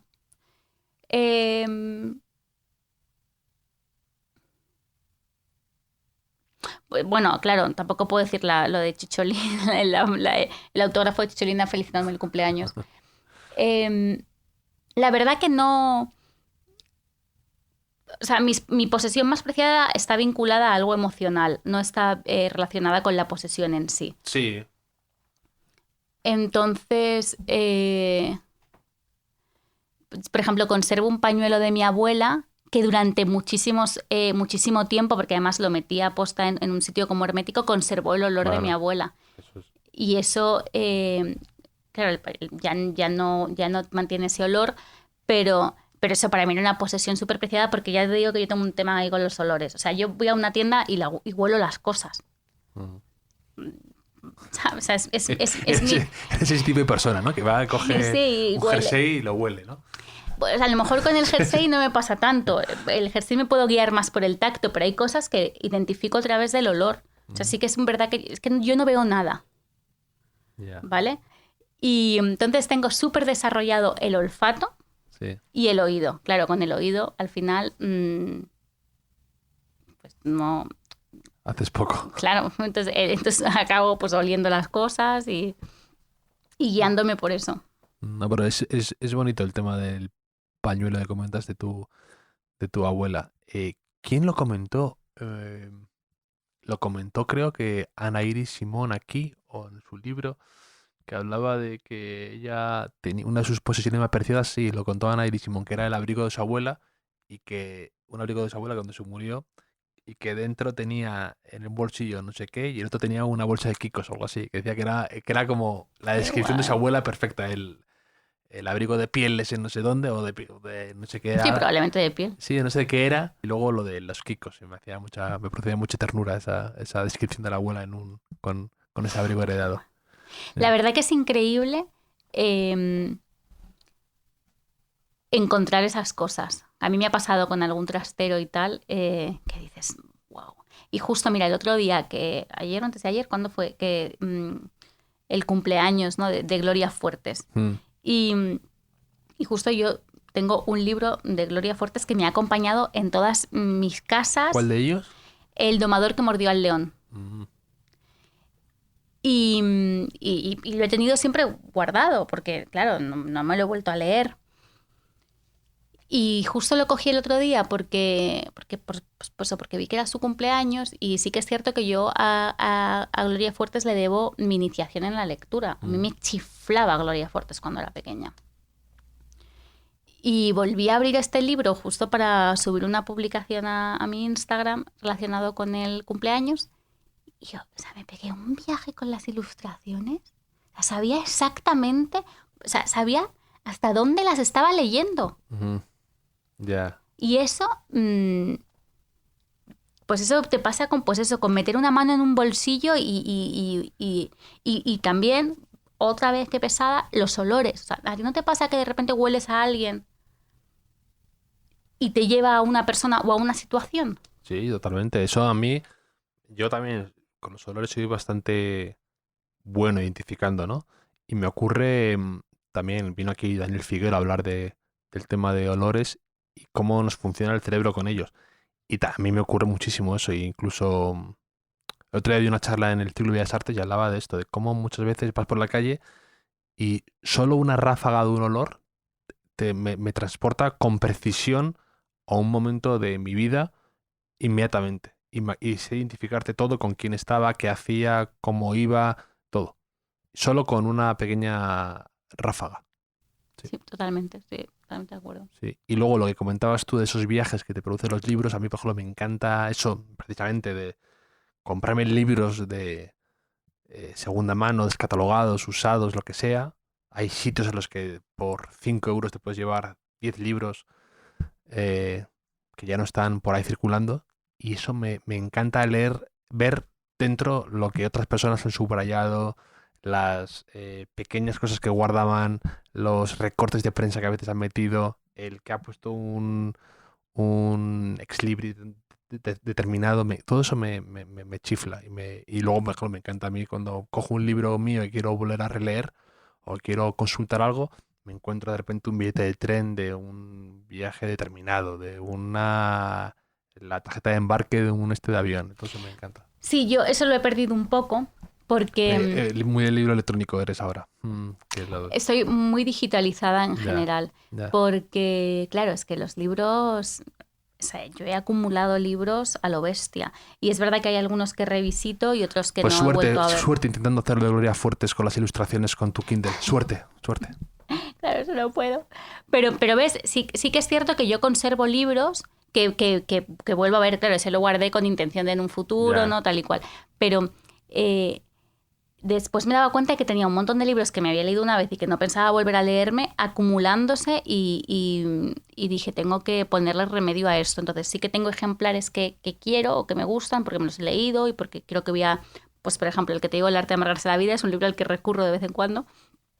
Pero ahora he digitalizado todo para tener, pues eso. Ya. No, sí. Yo tengo las dos cosas. Además, siempre defiendo mucho cómo es perfectamente compatible, ¿no? El amor por los libros y no ser tampoco alguien que reniega del Kindle y del libro electrónico, porque realmente es muy cómodo y te viene muy bien, además. Y tiene cuando viajas ventajas. es comodísimo. Tiene muchas ventajas el tema de subrayar y tener todos los recortes automáticamente para alguien que trabaja en esto. También te adelantas a libros en inglés, te puedes...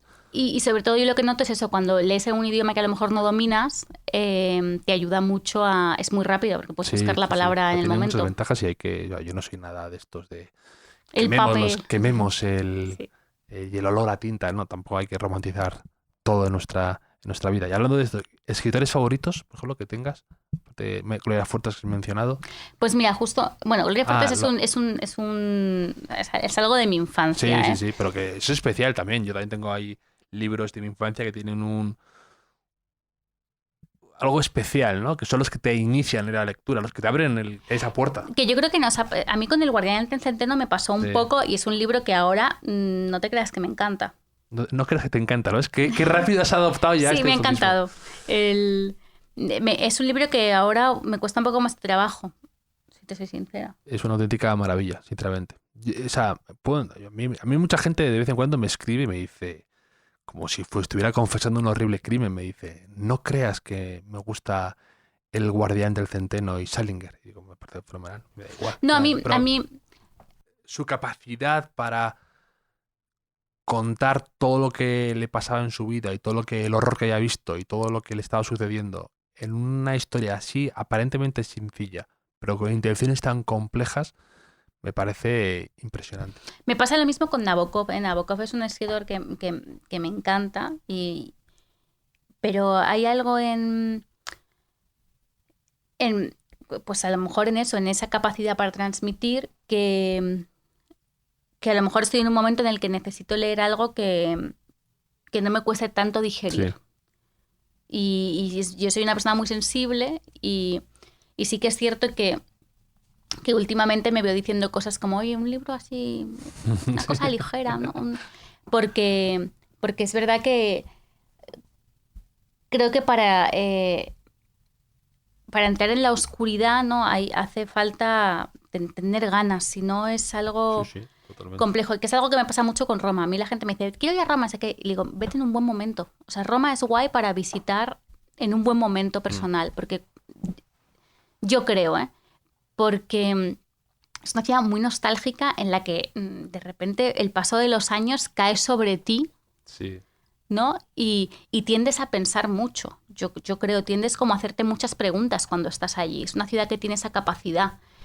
Y, como no te piden un buen momento eso, si tienes ese interés por cuestionarte esas cosas, ¿no? Cuando ves lo que ves allí, puede llegar a ser una ciudad que te deje tocado. Y a mí con la lectura me pasa un poco con eso. Y es verdad que en este momento pues hablábamos de Horby, por ejemplo, que me lo paso muy bien, me divierto mucho. Con Nick Horby, sí.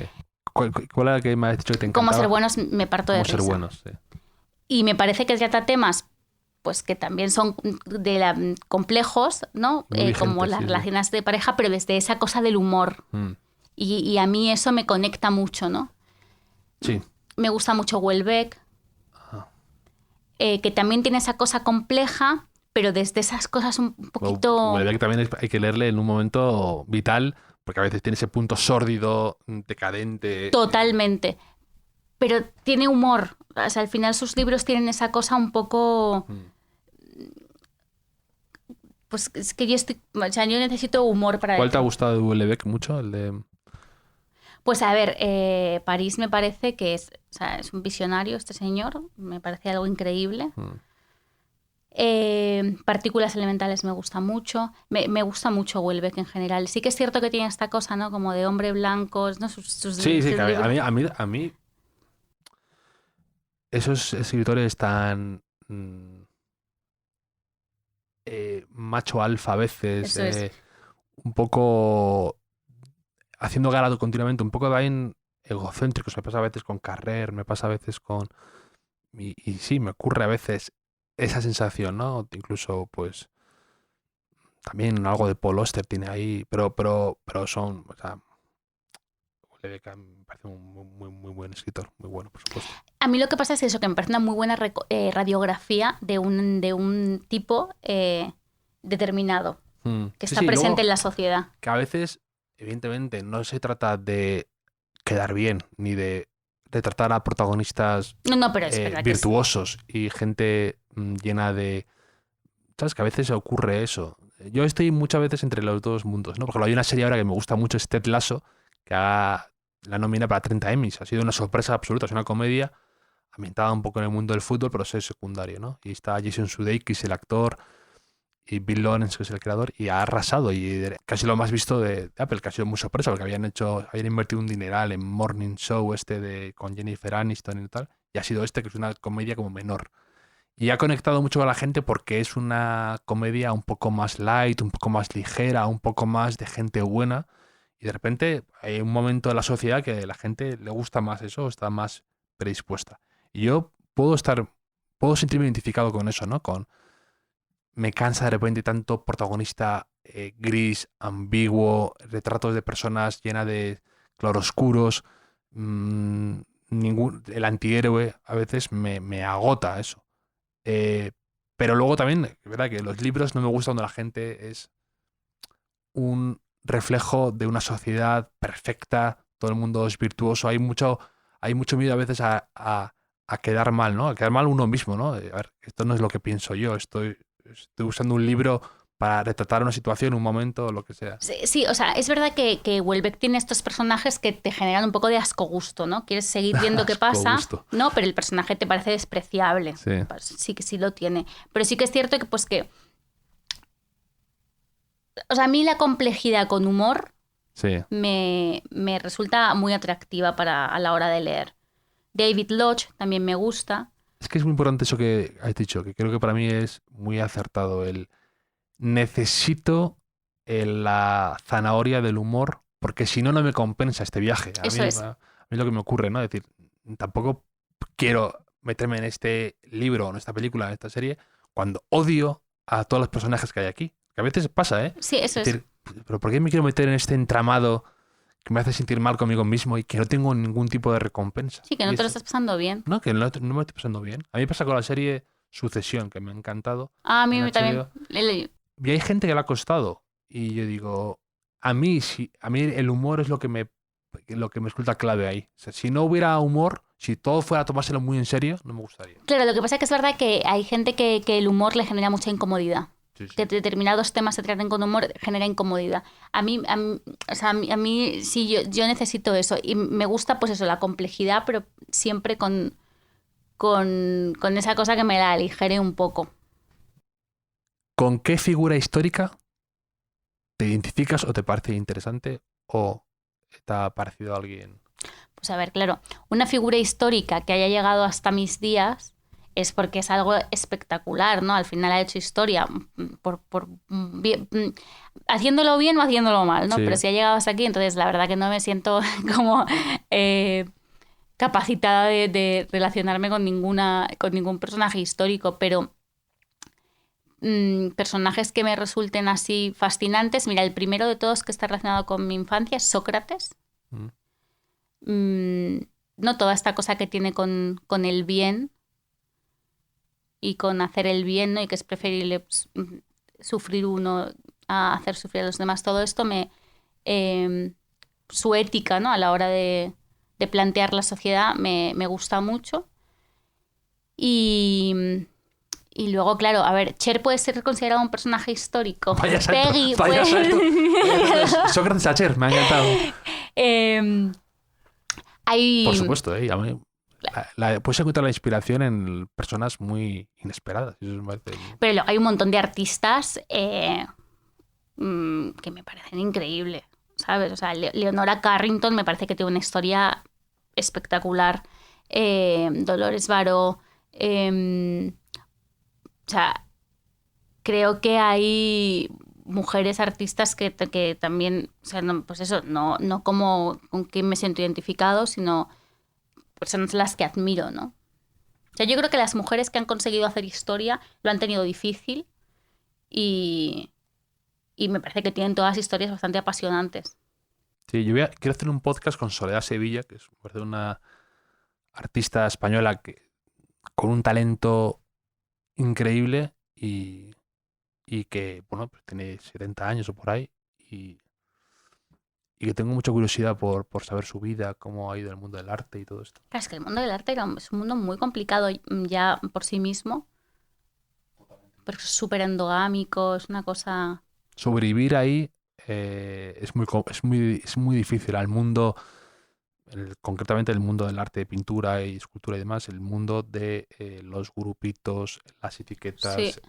Sobrevivir al mundo de las galerías es muy complicado. O sea, al final yo entiendo que eso derive en narcisismo, claro, ¿no? claro, que se dice pues, siempre, ¿no? Que muchos... Porque al final tienes que creértelo tú para poder hacer que la gente se lo crea, porque al final una galería lo que te compra es lo que tú le has vendido sin que esté hecho, ¿no? Hay algo ahí fundamental en eso, en esa especie de ego, sí. que hay que controlarlo y que tampoco puede ser que opaque el ego al artista, ¿no? Que a veces ocurre, decir, mira, no me vendas humo o no creo que tu trabajo esté a la altura de lo que tú comentas o vendes. Hay mucha gente así, hay mucho profesional, hay mucho muy buen empresario disfrazado de artista. Sí, pero al final yo creo que es eso, como un mecanismo de supervivencia, porque es un mundo complicado. Y ahí también con el mundo actoral hay algo parecido también, yo creo, ahí de gente que consigue muy bien moverse y colocarse en un momento que me parece una virtud, algo de admirar. Cuando a lo mejor luego no es tan... que hay otra gente que trabaja mejor. Sí, lo que pasa es que fíjate que yo creo que el narcisismo en los actores está más relacionado con el éxito. O sea, creo que de repente es ese ego, yo en mi experiencia lo he vivido más relacionado con el éxito, aunque ya a puntas maneras, yo creo, ¿no? O sea, yo creo que... pero sí que creo que el éxito en cualquier profesión puede llevar a que de repente confundas cosas, ¿no? Pero sí que creo que el ego en un artista es necesario para la creación, porque al final es que te lo tienes que creer, es que es muy complicado, porque al final o sea, el objetivo llega mucho después, ¿no? Y tienes que hacerte un hueco sin eso. En cambio, el actor, el objetivo no depende de uno, depende de que eso de repente funcione. Entonces, la gestión creo que es distinta, no sé. Sí, es muy contradictorio, porque por un lado es verdad que el ego es un enemigo a veces. Lo que tú antes has dicho muy bien, yo creo, la autocrítica, ¿no? La ausencia de la autocrítica nunca es buena. Protegerte a ti mismo y tener demasiado... tener una distorsión de tu trabajo siempre es problemático y de lo que eres. Claro, pero muchas al mismo veces... tiempo es lo que hace que avances. Sí, y muchas veces esa distorsión del trabajo no viene por uno, sino que viene por el exterior, ¿no? Porque de repente tú un día estás en tu casa haciendo un trabajo y al día siguiente sales a la calle y ese trabajo lo ha petado y el tratamiento que recibes es otro. O sea, muchas veces nosotros creamos que haya personas que estén gestionando eso regular, porque lo permitimos, ¿no? Pero es verdad que el artista yo creo que tiene que ir con eso, ya, el primer día que va a un sitio a enseñar su trabajo. Creo que tengo la sensación de que pues, un actor llega como de otra manera ante el no éxito. El mundo del artista es el camino del artista, que hay un libro muy bueno sobre eso, es muy complicado. Y luego hay que tener una capacidad para cuando empiezas a hacer una serie de cuadros, lo que sea, hay que tener una convicción y una determinación muy a veces complicada de saber transmitir. Sí, y porque además yo creo que al final cuando haces un personaje hay mucha gente, ¿no? Hay un equipo detrás de ese personaje, hay un support. Claro. En cambio, el trabajo del artista es súper solitario, ¿no? Tienes que estar todo el rato tú convenciéndote de que eso que estás haciendo no hacer un bruño y tirarlo. O sea, a mí me parece complicado, la verdad. O sea, entiendo muchas veces ese ego. Sí, totalmente. ¿Hay alguna película de artistas que te haya gustado? Otro día vi una de Pollock con Ed Harris que me gustó. Pues yo he flipado con el documental de las falsificaciones. ¿Lo has visto? Sí. Es tremendo. Estaba Bergantiños el que hacía... Pero, o sea, que hasta humo... O sea, hasta fumaba cigarros delante de las obras porque así tienen el humo del bar en el que estuvo, del restaurante francés en el que estuvo expuesto en París. O sea, he flipado con él. O sea, ese tío es un artista. No, por supuesto, hay mucho... Ese hombre es un artista, o sea, es innegable. Sí. O sea, da igual que la obra que no sea suya. O sea, todo lo que ha generado alrededor de eso es una performance, ¿no? O sea, digna del mayor de los aplausos. Sí. Hay otro parecido que ya no está en Netflix, se llama Sour Grapes, que va de lo mismo, pero de un falsificador de vinos. De alguien pero también una persona con una sensibilidad, con un... Pero, o sea, que el sabor lo falsifica. Todo, o sea, mezclaba vinos y lo falsificaba, pero luego las etiquetas, era como DiCaprio en la película esta que...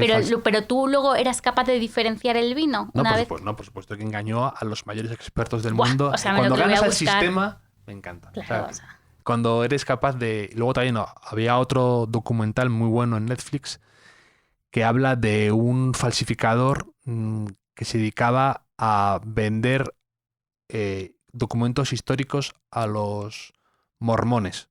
Entonces, él vendía como escritos sagrados, pero lograba lo que tú dices, lo metía en un acuario con una luz especial para que tuviera... Y engañaba, pero lo metían en aparatos de no sé qué nuclear y lo engañaba porque era capaz de darle esa antigüedad o ese pozo a su trabajo. Entonces, claro, ahí hay un momento en el que dices... Hay un talento. Es un cara dura, pero no me cae tan mal ya, porque es como algo... Hay un trabajo, ¿no? Claro, sí, está claro. ¿No? Y luego, aparte, esa seguridad, la disciplina de lograr que esto engaña a las personas más... Tú fíjate... No, que esto que diría mi madre. Fíjate ese tiempo que ha invertido en eso, si lo hubiese invertido. Pero es que, sí. Nunca fue una opción. Nunca fue una opción. Pero la falsificación en el mundo del arte y todo eso es muy interesante. Y es un tema que se debate mucho, ¿no? Como... Ha pasado hace nada con el tema del Caravaggio, ¿no? El de detectar si era de verdad o no. Toda esa especie de delgada línea entre el bien y el mal, ¿no? Entre... hasta qué punto alguien, un pintor puede lograr hacer algo que sea casi, que pase todas las pruebas, me parece fascinante. Claro, lo que pasa es que al final yo creo que en el arte lo que hay que valorar, o sea, por supuesto que hay artistas que pasan a la historia por su manera de pintar, ¿no? Y hay otros por ser los primeros en hacer algo, ¿no? Sí. Hay muchas formas de pasar a la historia como artista. A mí, justo en otra entrevista comentaba lo de Velázquez y la capacidad para pintar el aire que tiene ese pintor. Sí. Pero después de repente ves un Lucio Fontana y hay gente que dice, eso lo hago yo. Claro, lo haces tú, pero la diferencia es que él lo hizo primero. Bueno, Fontana, de hecho, hicieron un homenaje con el tema del coronavirus, Vanity Fair Italia.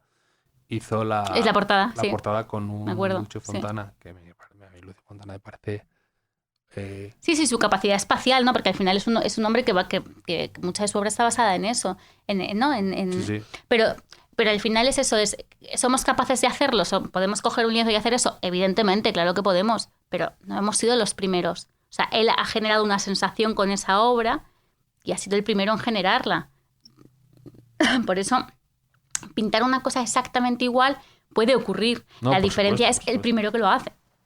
Lo que pasa es que pintarlo igual y recrear la atmósfera de donde estaba colgado el cuadro o el no sé qué, no sé cuántos, eso es lo que me parece fascinante, ¿no? Al final, de hecho, cuando vas a clases de pintura aprendes técnicas, ¿no? Te enseñan técnicas de determinados pintores. Puedes llegar a pintar como ellos si eres muy talentoso.